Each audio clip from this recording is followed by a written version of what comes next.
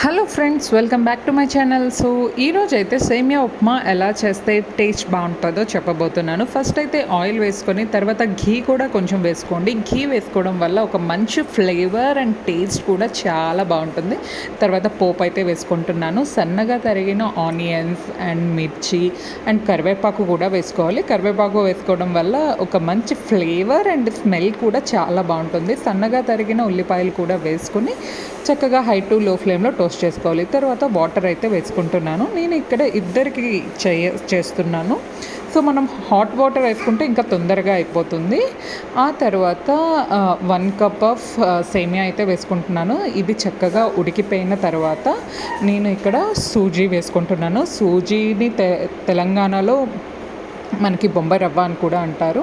So తగినంత సూజీ వేసుకోవాలి. తర్వాత నేను సాల్ట్ వేసుకోవడం మర్చిపోయినా, అందుకే మళ్ళీ వేసుకుంటున్నాను. తర్వాత సూజీ వీడియోలో చూపించే విధంగా వేసుకోవాలి. కొంచెం దగ్గరగా అయిన తర్వాత మనం ఏం చేయాలంటే క్యాప్ పట్టేసి ఇంకా గ్యాస్ స్టవ్ ఆపేయడమే అయిపోయింది. గ్యాస్ స్టవ్ ఆపేయడమే, ఇంకా చాలా బాగుంటుంది. ఒక్కసారి ట్రై చేయండి. ఐ హోప్ ఈ వీడియో నచ్చింది.